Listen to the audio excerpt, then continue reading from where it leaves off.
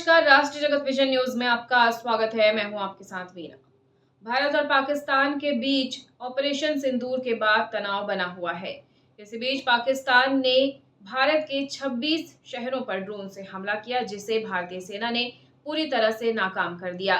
वहीं पाकिस्तान आर्मी ने भारत पर आरोप लगाते हुए कहा है कि भारत ने बैलिस्टिक मिसाइलें दागी है।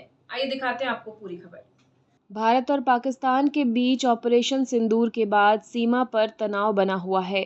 गुरुवार के बाद शुक्रवार देर शाम से ही पाकिस्तान की तरफ से लगातार भारत के 26 शहरों में आबादी वाले क्षेत्रों को निशाना बनाते हुए ड्रोन हमले किए गए, जिन्हें भारतीय रक्षा प्रणाली ने पूरी तरह से विफल कर दिया।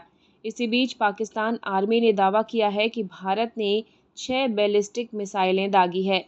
पाकिस्तान ने इसे भारत का गैर जिम्मेदाराना हरकत करार दिया है, जिसके बाद पाकिस्तान ने एयरबेस बंद कर नोटिस जारी किया है। हालांकि भारत सरकार की ओर से हमले को लेकर अभी कोई भी पुष्टि नहीं की गई है।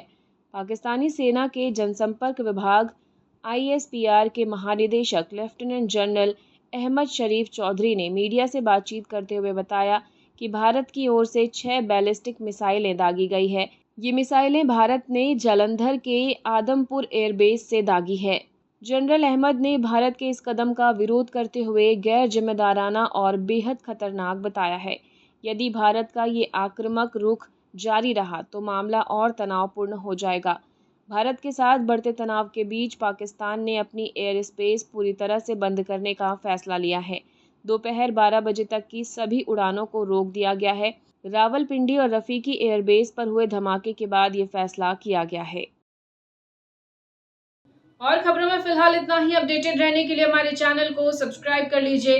नई खबरों के नोटिफिकेशन के लिए बेल आइकन जरूर दबाइए। नमस्कार।